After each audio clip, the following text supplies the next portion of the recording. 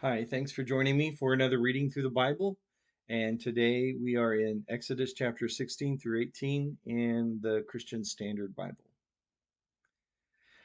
The entire Israelite community departed from Elim and went to the wilderness of Sin, which is between Elim and Sinai, on the 15th day of the second month after they had left the land of Egypt. The entire Israelite community grumbled against Moses and Aaron in the wilderness. The Israelites said to them, "If only we had died by the Lord's hand in the land of Egypt when we sat by pots of meat and ate all the bread we wanted. Instead, you brought us into this wilderness to make this whole assembly die of hunger." Then the Lord said to Moses, "I am going to rain bread from heaven for you. The people are to go out each day and gather enough for that day, and this way I will test them to see whether or not they will follow my instructions. On the sixth day, when they prepare what they bring in, it will be twice as much as they gather on other days." So Moses and Aaron said to all the Israelites, "This evening you will know that it was the Lord who brought you out of the land of Egypt, and in the morning you will see the Lord's glory because he has heard your complaints about him. For who are we that you complain about us?" Moses continued, "The Lord will give you meat to eat this evening and all the bread you want in the morning. For he has heard the complaints that you are raising against him. Who are we? Your complaints are not against us, but against the Lord." Then Moses told Aaron, "Say to the entire Israelite community, 'Come before the Lord, for he has heard your complaints.'" As Aaron was speaking to the entire Israelite community, they turned toward the wilderness, and there in the cloud the Lord's glory appeared. The Lord spoke to Moses, "I have heard the complaints of the Israelites. Tell them, at twilight you will eat meat, and in the morning you will eat bread until you are full. Then you will know that I am the Lord your God." So at evening quail came and covered the camp, and in the morning there was a layer of dew all around the camp. And when the layer of dew evaporated, there were fine flakes on the desert surface, as fine as frost on the ground. When the Israelites saw it, they asked one another, "What is it?" Because they didn't know what it was. Moses told them, "It is the bread the Lord has given you to eat. This is what the Lord has commanded. Gather as much of it as each person needs to eat. You may take 2 quarts per individual according to the number of people each of you has in his tent." So the Israelites did this. Some gathered a lot, some a little. And when they measured it by quarts, the person who gathered a lot had no surplus, and the person who gathered a little had no shortage. Each gathered as much as he needed to eat. And Moses said to them, "No one is to let any of it remain until the morning." But they didn't listen to Moses. Some people left part of it until morning, but it bred worms and stank. Therefore Moses was angry with them. They gathered it every morning. Each gathered as much as he needed to eat, but when the sun grew hot, it melted. On the sixth day, they gathered twice as much food, 4 quarts apiece, and all the leaders of the community came and reported this to Moses. He told them, "This is what the Lord has said. Tomorrow is a day of complete rest, a holy Sabbath to the Lord. Bake what you want to bake and boil what you want to boil, and set aside everything left over to be kept until morning." And so they set it aside until morning as Moses commanded, and it didn't stink or have maggots in it. "Eat it today," Moses said, "because today is a Sabbath to the Lord. Today you won't find any in the field. For 6 days you will gather it, but on the seventh, the Sabbath, there will be none." Yet on the seventh day some of the people went out to gather, but they did not find any. And the Lord said to Moses, "How long will you refuse to keep my commands and instructions? Understand that the Lord has given you the Sabbath. Therefore, on the sixth day, he will give you 2 days' worth of bread. Each of you stay where you are. No one is to leave his place on the seventh day." And so the people rested on the seventh day. The house of Israel named the substance manna. It resembled coriander seed, was white, and tasted like wafers made with honey.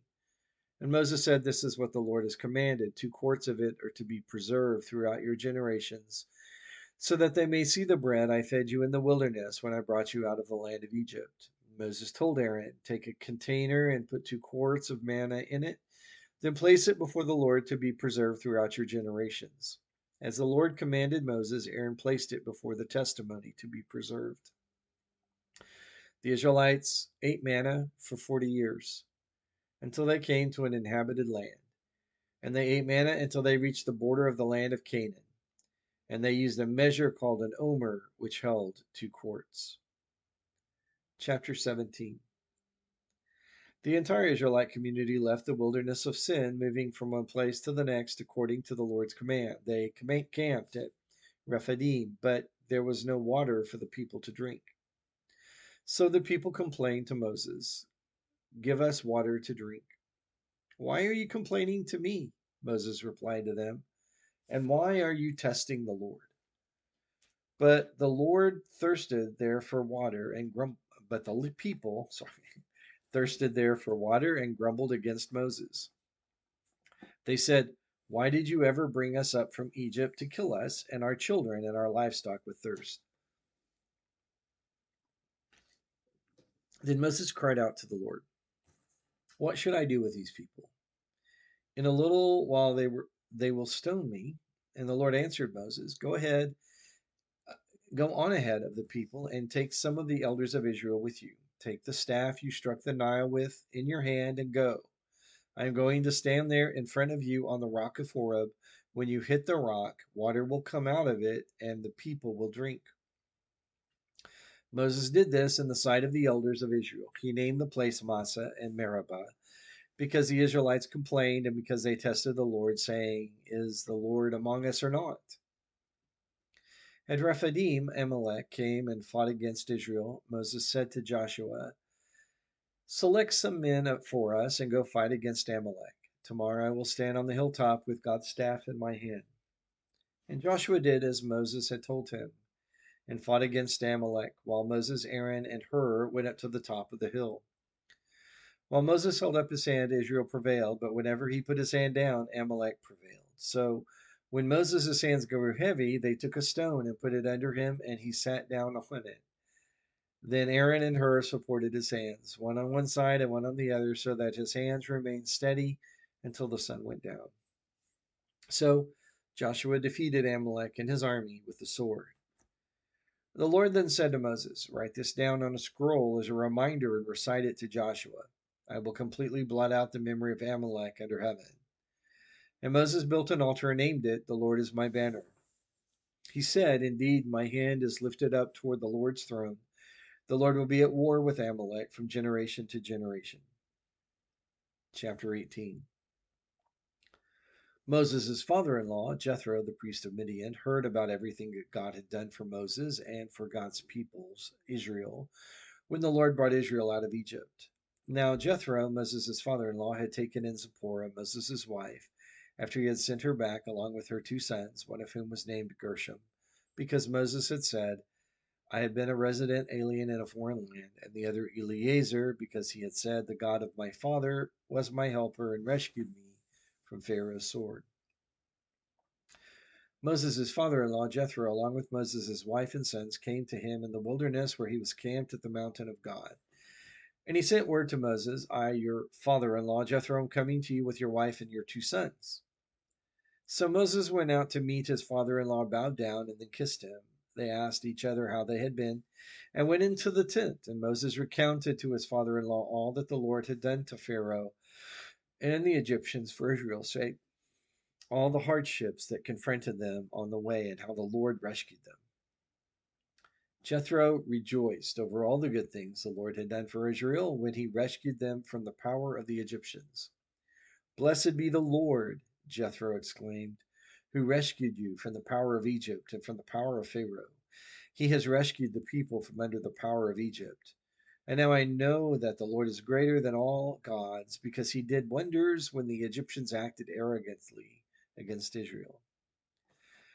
Then Jethro, Moses' father-in-law, brought a burnt offering and sacrifices to God, and Aaron came with all the elders of Israel to eat a meal with Moses' father-in-law in God's presence. The next day Moses sat down to judge the people, and they stood around Moses from morning until evening. When Moses' father-in-law saw everything he was doing for them, he asked, "What is this you're doing for the people? Why are you alone sitting as judge amid all the people standing around you from morning until evening?" And Moses replied to his father in law, because the people come to me to inquire of God.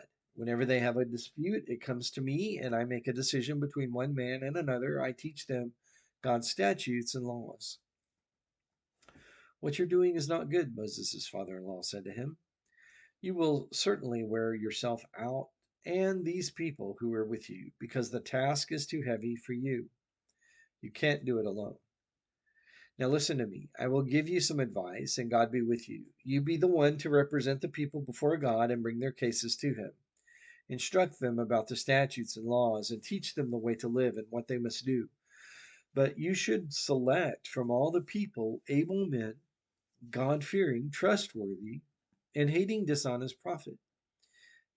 Place them over the people as commanders of thousands, hundreds, fifties, and tens, and they should judge the people at all times. Then they can bring you every major case, but judge every minor case themselves. In this way, you will lighten your load, and they will bear it with you. If you do this, and God so directs you, you will be able to endure, and also all these people will be able to go home satisfied.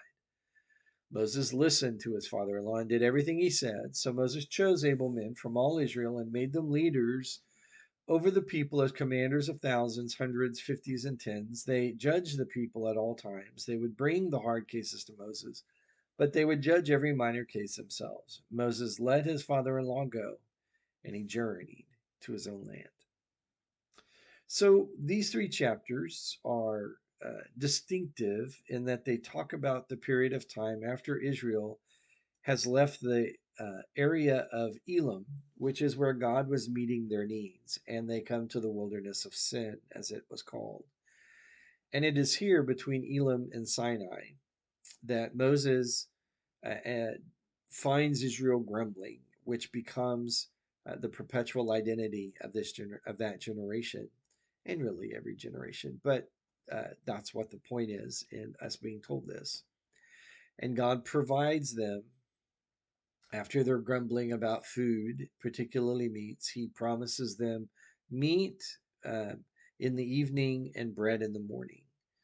It's extraordinary, of course, that this is really the origin of this concept of give us this day our daily bread, um, where God provides for Israel the bread that they daily needed. It's also important to note that when God gives the instructions, he's explicit that it will not be provided on the seventh day, on the Sabbath day. That if God is resting, then they will rest, and they will not gather on the seventh day. So the instruction is given that on the sixth day they were to take enough to survive for their tent, everything that they needed from the bread and from the meat that would be supplied on Friday, the sixth day. It's interesting that even when the instruction is given, remember, it said that some people still went out, and it frustrated God and Moses. But that is the point. People don't listen to God, even when it's so clearly a blessing that they should listen to. And it should be understood that this is all a miracle. It is not a miracle merely in the provision of this arriving in the day, something that they had never seen before, that they didn't know what it was when they saw it. And because it was something new, they called it manna that came down that they could see. Uh, but it was something that God intended to be eaten for that day. And then if they waited and stored it overnight, it would go bad the following morning, except on the sixth day, when they were to gather enough for both days, that when they rose on the seventh day, so that they would not go gather, what they had gathered on the sixth day would still be fresh and good for them to eat. How could that be consistently done if it was not done by miracle? So God is miraculously providing this bread. It is done by their faith in the sense that they go out and gather it, but the provision of it is 100% miraculous. And the gathering of enough meat to feed the millions of Israelites that were in the wilderness through quail, that was on a daily basis. That has to be miraculous as well. So when you look at that, here is God providing everything that they needed. And then they will later go to Rephidim, and then they will complain that there is no water. And admittedly, a people of such enormity, as well as the fact that they're in the wilderness, they certainly need water. But the point is that they complain, and God provides once again the water that they need. Then the chapter or the reading concludes with Jethro, identified consistently in the chapter, Moses' father-in-law. Moses' father-in-law. It's curious to me. Don't know the answer why he's so defined without his name. But still, the wisdom that he provides for Moses, witnessing how Moses was handling the needs of the people, um, saying that he needed to appoint representatives who would take care of the minor things so that Moses, as the prophet among the people, could handle the major things. And there begins the process for Israel to be um, shaping into a community that would be a nation. Um, but here it all begins with the grace that God manifests to a grumpy people, and the lesson that you and I should learn, that Israel was being taught to depend on God every day, and through the means of miracles. And while they still had to go gather, provision by God. And so when we come back to passages like Matthew 6, does not even care for uh, the lily, or for the grass, or for the bird. Just the lesson that Jesus was drawing in the Sermon on the Mount was to remind his audience that every day is a blessing from God for which we should give thanks and depend on him. Thanks for joining me. Join me again for another reading tomorrow through the Bible in chronological order. Holy words, long preserved for our walk in this world, they resound with God's own heart. Oh, let the ancient words impart, words of life, words of hope, give us strength, help us cope in this world where'er we roam. Ancient words will guide us home. Ancient words ever true, changing me and changing you. We have come with open hearts. Oh, let the ancient words impart.